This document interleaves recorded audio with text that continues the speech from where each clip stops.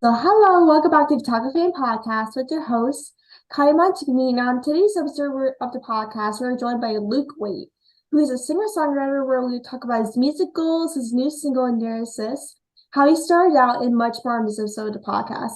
Thanks so much for joining, Luke. I'm super happy for you to join today. Yeah, thanks for having me. I'm excited.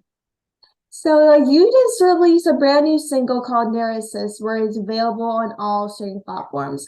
What is a lyric that you think is the most powerful in the song? Like, do you have like a favorite lyric or thing is like Yeah, kind of yeah. defines the song the most? So I really like the bridge. I have it pulled up here in front of me. It says, "And now that you're gone, feels like I can move on, let go of the past, and find real friends that last." I think that's like the big hitting moment for me, especially while writing it.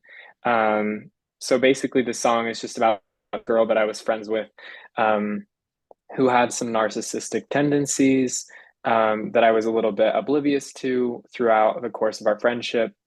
And so I ended up writing a song about it. So Ooh, that's crazy. I like once I heard that song, I was like, oh my God, it literally describes me so well. Because like obviously, yeah, like when you are in a friendship like that, it's obviously like, what do I do with myself? Like, do I want to be friends with exactly. that person, or like how do I actually Exactly. feel in this position with that friend? Absolutely.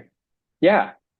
Like, how did you kind of like deal with that? I have to ask you. Like, it was being in that position, like how did you kind of deal with that? Because I was in the exact same position. I was like kind of curious on how you got like kind of deal. Um, yeah, I don't think I handled it super well at the beginning, just because it was very much a new um kind of experience for me. I think at the beginning it was really hard for me because it felt I like I was the problem, and that the things that she was doing was because of things that I was doing, if that makes sense. And so really the best coping mechanism for me is songwriting. And I don't think I really processed it until after. So this all happened last, everything happened, let's see, it was last fall, so like over a year ago, and then into last spring. So just about a year ago, everything was kind of finishing. And then last summer was when I was kind of coping, going through the process of trying to figure out all of these feelings and kind of just reconstruct this idea of self um, after everything happened. Yeah. So I would say for me, it was the songwriting process was my kind of going through the whole thing and figuring it all out, I guess. That's what I would Like say. that's why songwriting is so important though, because like Yeah, obviously when you go through something like that, it's literally so difficult. Like you do not know right. what to do, but like songwriting is just like a big thing to kind of write down your feelings in terms of how Mhm. you're feeling. That's why it's so Absolutely. important, not only in writing but music itself, because every song has its own meaning. Not because Exactly. some people don't think like, oh, that song doesn't have a meaning, why should I connect to it? You know what I mean? So it's Right. like Exactly. even though like when you go through hard times like that, like I understand I've been in that position a million times. And like sometimes you're like, what do I do in that position? Hmm. Like how am I supposed to become a better person if she's treating me like this or he's treating me like this? Exactly. Yeah.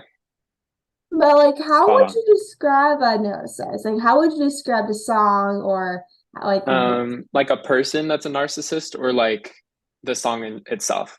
either one. Either Um, I guess I'll do, I'll answer both. I'll answer. Um, so for me, a narcissist is a person who, um, kind of has this quality about them where like they go, um, and like basically they try and do a lot of things for attention. yeah. And when you're friends with somebody like that, you're just obviously, everybody deserves attention. But I think what they try and do is they try and gaslight you into, um, you know, giving all of your attention to this person. So, like for me, it was um, this person I became really close friends with in our friend group. Um, and, we were spending a lot of time together. We all lived in the same dorm. I'm in college. I don't know if I mentioned that, but so we all lived in the same dorm together. Um, And, as we're hanging out, obviously, like I could tell like she was working through some things. So I felt like I should, you know, be there for her and like let her open up. And so it felt like as time was progressing, she would take up all my time and all of my energy when it came to, being there for people and trying to be a support system. And so for me, a narcissist is somebody who really just kind of abuses the attention that you can give someone in a friendship. So they just, I don't know, they like suck out your whole soul. Like you have nothing left. They try and take everything out of you in order to feel better about themselves. The song itself, let's see, it's kind of just this angsty, angry, like ballad of feelings and emotions towards this person, because I knew that if I kept it inside me, I wouldn't be able to go forward. So Mhm. I don't know. I think, like I said, songwriting is my therapy. And so, just being able to write it all out and be able to have this message sent out to people who go through similar things, I think was very much reassuring for me in my situation. So, Like you're exactly right because like even though like these some people are like desperate for attention, like some people exactly. are kind of like want to have that specific person's attention, whether it's like a parent or sibling or even Hmm. a boyfriend or girlfriend, they always kind of like want that attention, make up this like make themselves happy, or just Absolutely. desperately want someone to be in their life to make themselves happy. Because they think like for some people, I can't speak for everyone, but I know a lot of people want to get happiness from one specific person, even Right, though right. like you have to make happiness for your own self, not based off of one Exactly. person. And like sometimes, like when you are like in that position where like you try to give attention to that person, like it's just like very much draining in a way. It's very much Exactly. like exhausting me. Sometimes like you just want to be there for that person, but at the Right. same time, like you just I don't know what to do. Like I do not know Yeah. how to kind of say to that what she's like what the person is saying. Like sometimes you don't know like what to say in that position. But then like Hmm. at the same time, like you're just like I want to help her or him, but then at the same time you're like I I've am got to put myself first. yeah. Yeah. I absolutely agree. I think that's where the line kind of falls, is that it's like when, like the difference between, a narcissistic abusive relationship and just like a normal healthy friendship, I think is when those boundaries get pushed. And, when you have those firm boundaries set in that friendship, like, hey, I need some space. I need to take a step back. I need to focus on myself for a little bit. I need a little bit of a break. And in a healthy relationship or a healthy friendship, they'd be like, great, okay, that's perfect. Like take some space. And if you need anything, let me know. We'll regroup, just take some time apart. But I feel like when you get into a narcissistic relationship or friendship, that's when they're, you know, still pushing those boundaries in order to get attention. When they're like, hey, like, I don't care if you need space, or I'm going to respect that. But, anyways, I'm going to, take some more energy out of you, get my attention than I need. So, And like, is there like any specific artist, I don't know if say artist, but like, or a person that you get like inspiration from for music or just life oh, in general? Because I know like absolutely. for me, it's like Absolutely. so many people.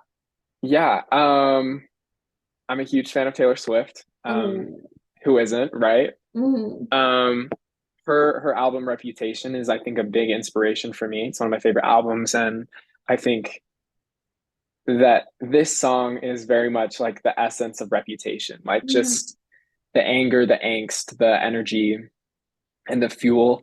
But yeah, I would say she's one of my biggest inspirations when it comes to songwriting and just like music and performance in general. So Like, did you get tickets to see her on tour? Or you like, did you? absolutely, Oh, you absolutely, I did? did. What I'm going to show? see her in Denver in July. Oh, Denver? So Oh, yeah. you're so jealous. Like, me and my dad want to see her so bad. Like my dad Oh, is like talking about it nonstop to see her. Like, yeah, I'm very excited. It's gonna yeah, be my excellent. family is like the biggest like Swiftie to exist. Oh yeah, Somebody said as they should be, as they should be. for sure. Like like by the way, like you said earlier, like what college you go to? So excuse me, I go to Utah State University. Ooh. It's Logan, Utah. It's pretty cool. I'm studying music. I just finished my second year. I finished my last final today, so we're finally at summer now. Mm. Um, yeah, so yeah, I have 2 more years and I'm studying music and composition. So I'm a like my instrument is singing, like voice, and then taking piano and guitar and then composition. So which is songwriting. Like, are you originally from Utah or are you like from like out Yeah, of state? yeah. So I've lived in Utah my whole life. I'm from Salt Lake City. And so it's the state school, pretty close enough to home. So yeah, just Utah State University, like hour and a half from my house. So Ooh, that's actually not bad. Like at least like you no, can go yeah. home at least like every weekend or whatever since it's very Yeah, close. exactly. It's like Yeah. much When I need a easier break. than like being like 5 hours away, you know what I mean? Exactly. Yeah. So But it like works out really well. you know, like how did you get started in music first of all? Like how did you get started? So I originally started, I guess, my musical journey in theater. I was in theater for five years. So I started theater when I was in eighth grade. It's like the junior high theater department, and then I did this little community theater, and then I did high school theater. And I was always very much drawn just to like the musical aspect of the shows. I wouldn't say I was very much as drawn to acting. Um, and so with the music, I was like, cool, I think it'd be so cool to write my own music. And I think over the course of like, let's see, I probably started songwriting in either ninth or 10th grade. So freshman and sophomore year, that's when I was kind of starting writing music for the first time.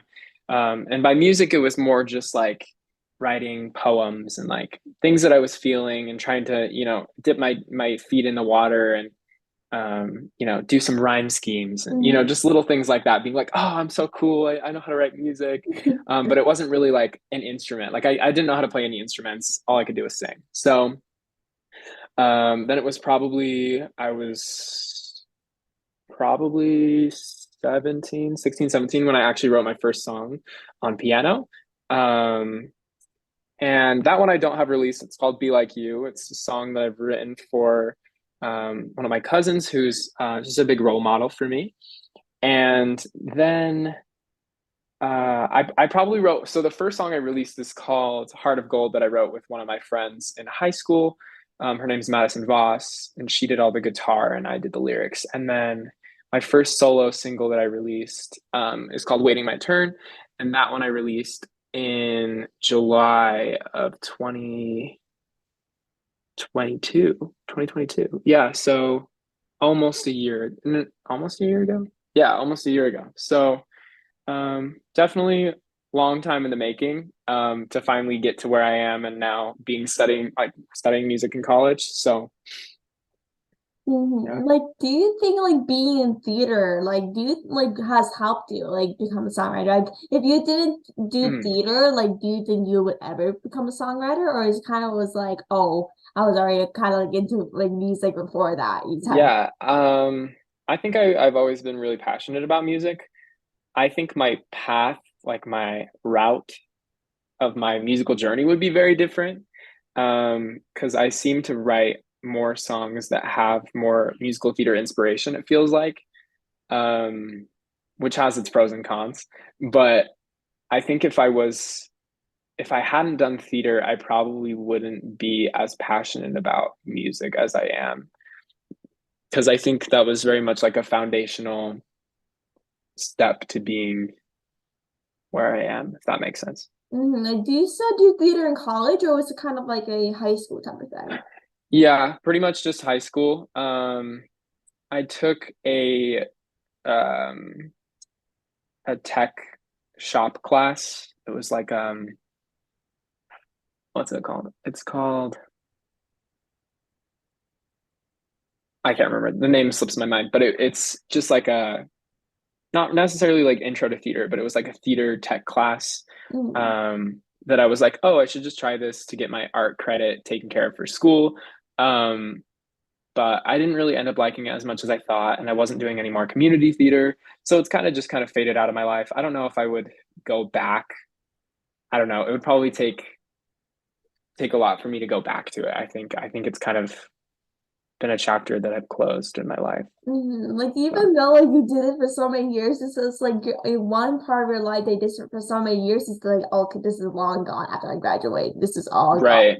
I mean, I do miss it occasionally, but I don't know if I would go through the headache and a lot of frustration that I experienced with it, but I wouldn't change it if that makes sense. Like with like this whole podcast, like I have no idea. Like I graduated 2 years of high school, and like sometimes I'm like, do I want to do this going to college, or do I want to Right. do it like throughout college? You know what I mean? It's Yeah, no, obviously, for but sure. the resume, like it's a big thing with Hmm. podcasting, all these things you do in high school. But then you're like, do I actually want to do this in college, or do I just want to keep it in the past in high school and Right. then No, see how absolutely. things go? You know what I mean? Exactly. I know exactly what you're talking about. Yeah. And like to go back earlier, like who's like some of your favorite artists? Like I had a one to like ask you. It's obviously you're a musician Ooh, and play music. yeah. Who's some of your favorite artists? I know Um, one of them has to be Taylor Taylor Swift. Swift up there, of course. Lately I've been listening to a lot of Sabrina Carpenter. Her new album's really good. Um, I'm also listening to Rule. He's like an Australian pop singer. I really like his music. Um, I've been listening to, let's look at my music library here while I'm thinking about it. Like I'm on my like listening Spotify to, playlist, there's like 900 songs in it. Like Spotify is geez, so bad. I listen to that's everything like crazy. country, pop, rap, hip hop, Oh everything. yeah. Labyrinth. I don't know if you're familiar with Labyrinth. Labyrinth, he wrote a lot of the soundtracks for some shows, and he has some really cool music. I really like his instrumental, so that for me is like a big thing. When I listen to music, obviously the lyrics are pretty important as well for Mm-hmm. me. Billie Eilish, Oh, love love Billie her. Eilish. Lizzie McAlpine, she's kind of up and coming a little bit. She has a song called Ceilings that's pretty popular now on TikTok, but she's definitely a very inspirational artist as well. Um, Alec Benjamin, he's more of like an acoustic pop singer who he does a lot more lyrical stuff, I find, more than instrumental um, that I prefer, if that makes sense. Just like I feel like my music taste divides based on instrumental and lyrics. Um, but obviously like the through line is emotion. So I think it depends on the day what I'm feeling. But I would say those are kind of like my pretty consistent artists that I listen to a lot. Mm-hmm. So Yeah, those are actually some good artists, like especially like yeah. Taylor Swift and Billie Eilish. Like they're so Yeah. good.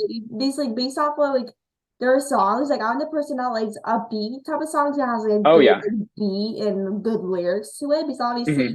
most of the songs I like, I've noticed I like to dance to it. Like I've noticed Hmm. like if it's upbeat, then I'm most likely to like it. But some songs I do like if it doesn't have an upbeat, but depends on the day. Like sometimes I'm like, No, oh, yeah, I'm in definitely a dancey depends. mood, but sometimes I'm like, I just want a sad song to listen to. Like it all No, depends on the definitely. day who I want to listen to, especially if it's Right. like Billie Eilish, Taylor Swift, or some of those country people. I'm a big country music fan, so Mm, anything that's like pop or country related, I'm basically into or there anything. you go. That's great. But like, what is something like you wish like you knew or did when you first started singing and songwriting? Like, what is something you wish you knew? Like, well, for Ooh, me, like, there's so many things I wish I knew when I started. Like, there's so many things I did wrong that I wish I yeah. did now. No, definitely. I think I have three key takeaways that are my big things. The first being you're your biggest you are your own biggest critic. So whatever you think is bad isn't probably that bad. You're just very picky. And I'm a perfectionist, so that doesn't help.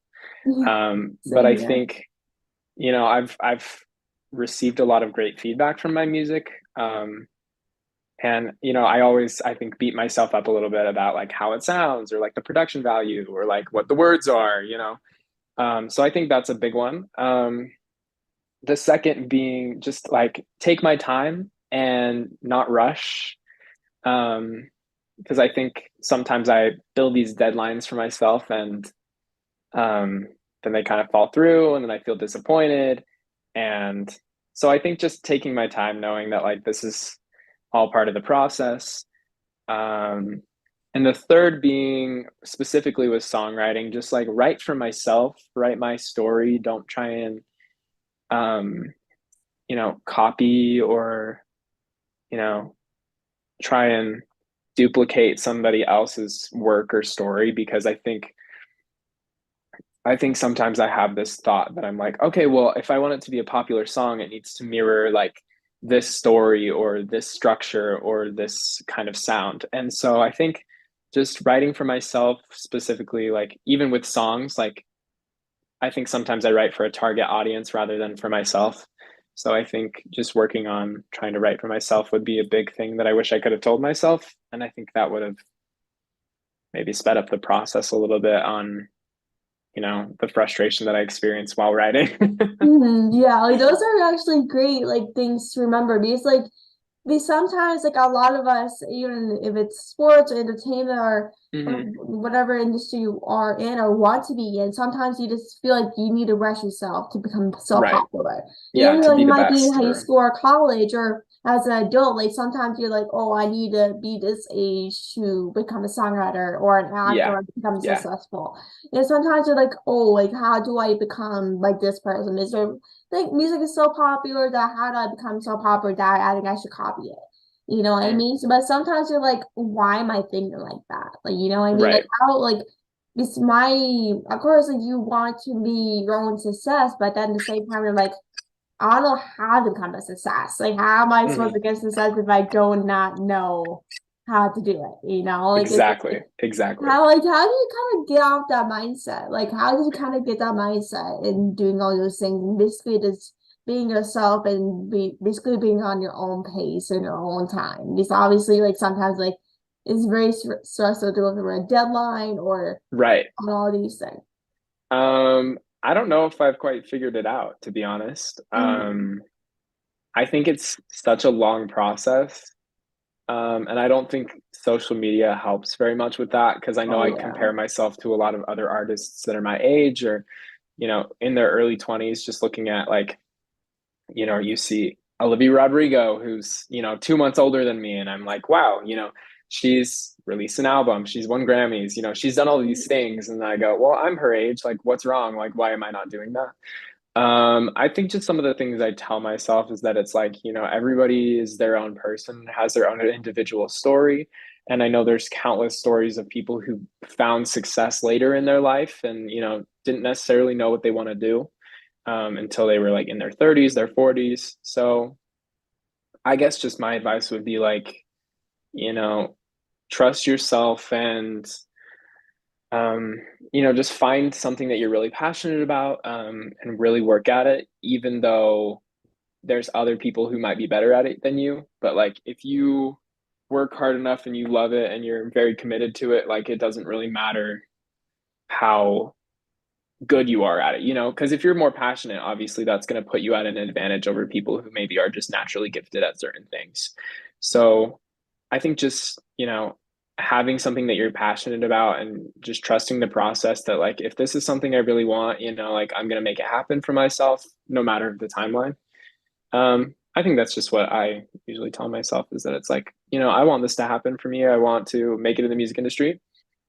I just have to, focus on what I'm doing and really devote time and energy to it and hope for the best, like it should Mm. work out. But, at the end of the day, just have like a backup plan just in case. Yeah, like honestly, like I like for me, like I always like do not have a backup plan. Like Mm, even though because like a lot of people, including me, always want that thing, the first plan of your list to like work out. That you do not have a backup plan in case it doesn't. You know what I mean? Like right. because Yeah. sometimes like you're like, oh, I'm gonna work so hard that I can't sleep at night. Like that's how Hmm. my model is exactly. I work No, so yeah. hard, 8 a.m. to like 10 o'clock at night, and then sleep the rest of the night. You know what I mean? But Yeah. sometimes you're like a lot of people, including me, like to work their butt off to basically work Hmm. out. But a lot of people don't see that success or work hard as kind of like a success or um Hmm. like see it working out, like stuff like that. Right. But sometimes I like think, even though like when you have this plan, like, oh, I become so successful, or why is this person more popular than me? Like, why is this person that's my age doing the same thing I am more successful and more popular in their field, in our field than me? Like, why is that? hmm Yeah. Yeah. No, I totally understand all of that. Something that my parents tell me a lot is, follow your dreams and don't chase after the money, because I think Mm. sometimes the money can become a distraction. Oh yeah. And I think that's something that's really changed my perspective, is that it's like if you follow your dreams and you work at it, the money will come. But if you chase the money, I think that's really where it's all going to fall apart. And I think dreams can also be adaptable. I mean, Mhm. originally it was theater for me. I wanted to be an actor, and now we're here 5, 8 years later, whatever it ends up being. And, now it's music. And maybe 5 years from now, it'll be, just a producer or own a recording studio or something. So I think, as long as I, just focus on the dream, the goal, and I'm working towards that, I think it's also important to realize that like it can change, whether that's like I want to raise a family or I want to have this really big career. I think, at any point it could change, and that's okay. It's just part of life, and I think part of growing. So, Like you're exactly right because obviously like I like what you said earlier because that like money like is not a big thing. Of course it's a big thing in some ways to be able right, to do things, but like right, a lot of people like when they are have a job or whatever it is, like sometimes people rather like even though it's their dream job, they really kind of focus on the money rather than what they're doing each day. right, right. Is that like it was much rather getting the experience rather than the money you get each time you're Exactly. working. Because I know like a lot of people really like to focus on the money, but like then like you have to think like money does not define success at all. No matter Right. how much you get paid or if it's an unpaid job, as long as you're getting experience and learning, that's the Hmm. best part of it. Like who cares about Exactly. money? Because money doesn't buy happiness, money doesn't define success. It's all about putting the time and dedication to what you're doing. Absolutely. Of course, like Absolutely. money is such a big thing into living, but then like in terms of The living value of and it, yeah. The yeah. value of it is based on how society has defined it. But in terms of happiness and what and joy and love and success, like you said, is not determined by money or like the number.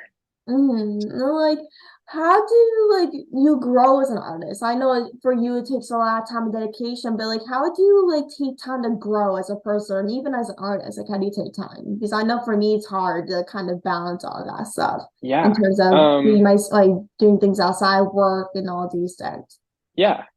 I think some like specifically things that I do, I think just taking time to live, experience the moment, spending time with friends. I think a lot of the things that I write about are from experiences that I've had and not just like some constructed story. So I think all of my music is really based on real experience. So the best thing that I can do to grow as an artist and as a person is just, experience things, the good and the bad, and feel the feelings, the emotions, and have the good days and bad days, and the music will come throughout that.